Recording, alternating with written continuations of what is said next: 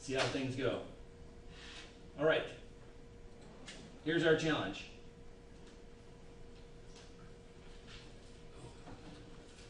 Okay.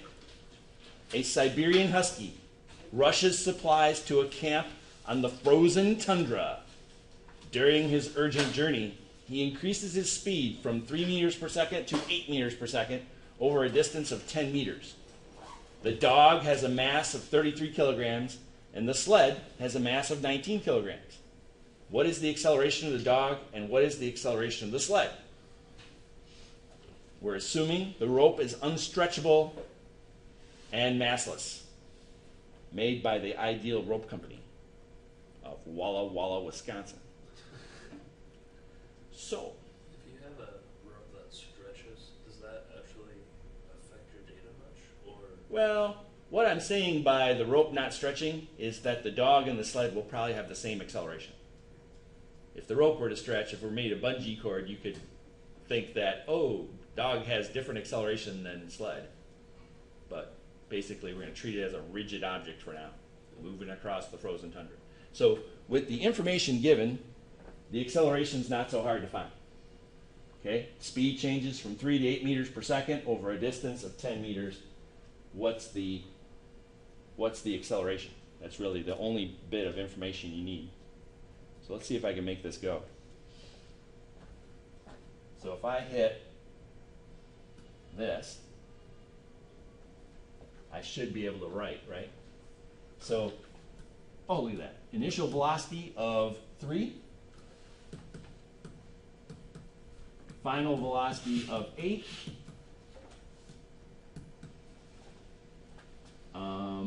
Delta x of 10, it happens, over which the acceleration happens.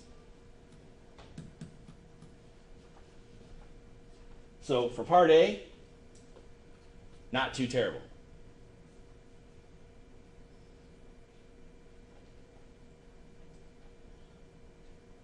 Figure it out.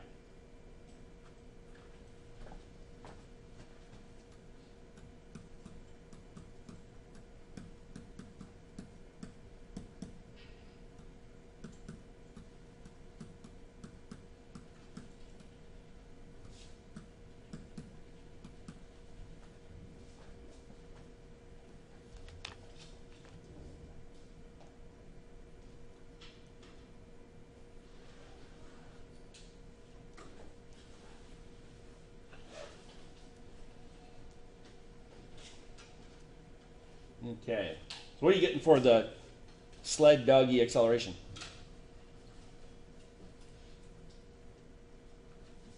Sorry to the people at home, I didn't have room to put the numbers into the equation there, but you should, when you write it out, also include the numerical substitutions for V final, V naught, and delta x.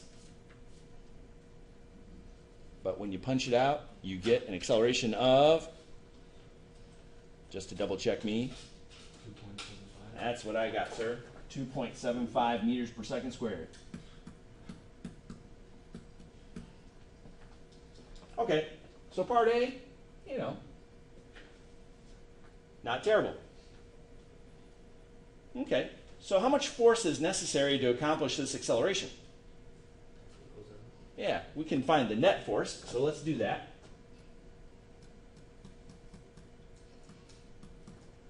Okay, mass, what are we going to put in?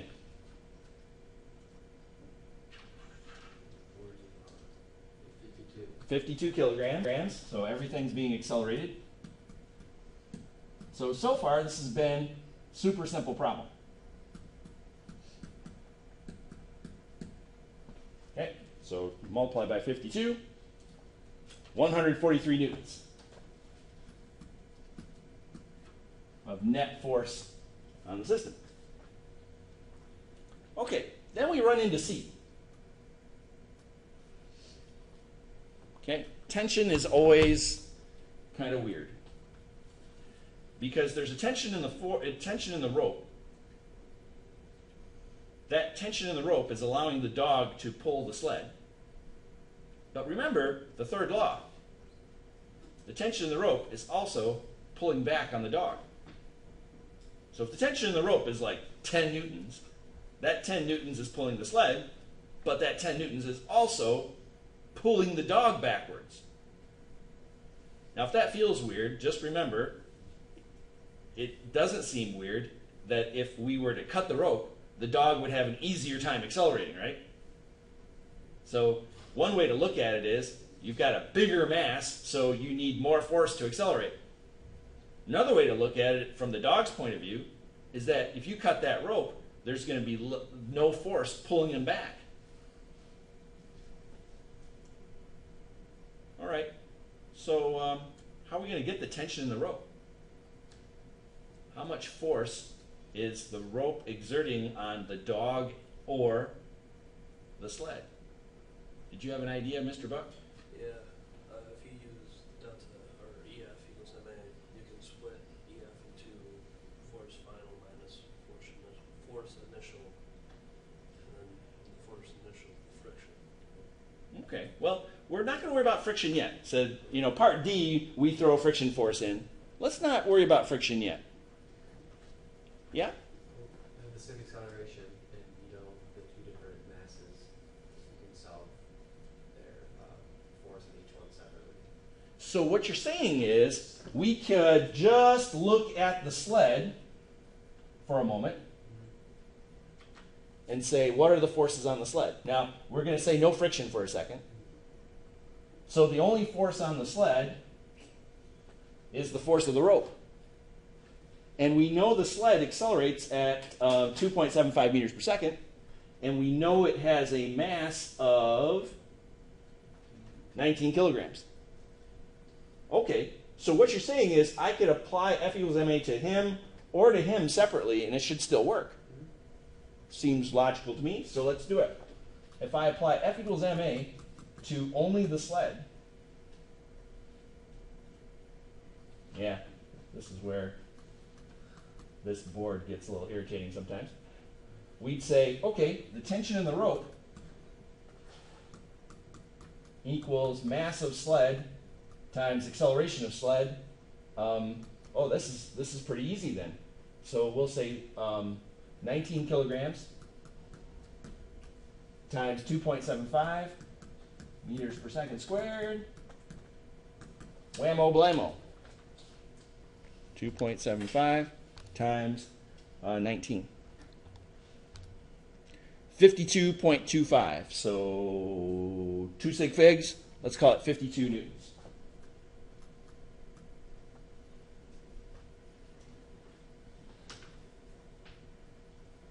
Okay. So from now on, we're going to call this the Siberian Husky technique. We can find the acceleration of the thing by applying F equals ma to the entire system and say, hey, does F equals ma apply to everybody all at once? Sure. Got the acceleration of the system. Now, individual parts of the system should work if we apply F equals ma to them.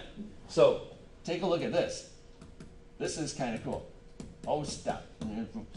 That's not what I was talking about. Okay, I want to get rid of that. Okay, now this is kind of cool. If we look at just the dog, how many forces on the dog? We got the rope, so we've got tension back this way. Any force making the dog go accelerate forward?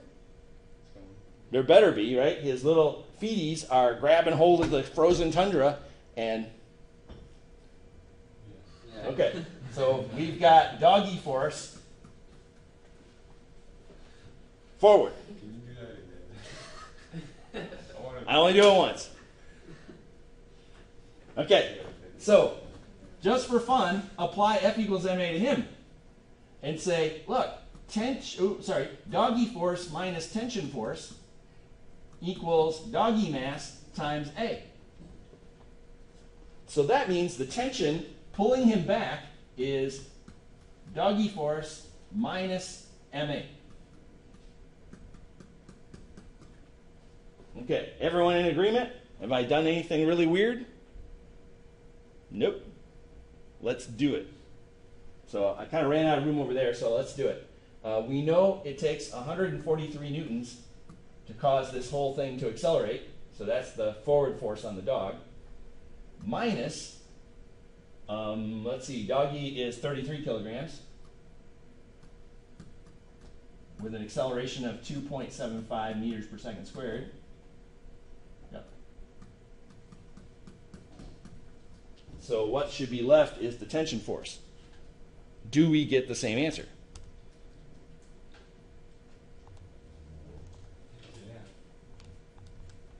Is that crazy or what? It's exactly the same answer. 52.25 tension, 52 newtons. So pulling on the sled is 52 newtons. Pulling back on the dog is 52 newtons. We just computationally proved Newton's third law, right? The force has got to be the same. Now, if the rope had mass, that would throw in a... You think I'm funny? Yeah. Okay, the forces have to be the same. If the rope had mass, that would throw in an added monkey wrench. We can deal with that later. But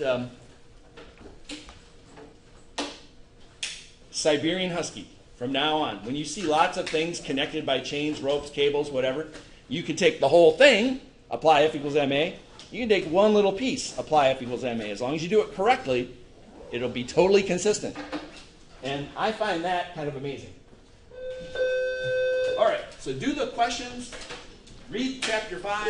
It's all I ask for Monday. Get that challenge problem done. Crawford, Cindy Dykstra, That is your priority. Brady Paganelli. grade check Tuesday. Wednesday. Wednesday. Yep, get the grades into me by Wednesday.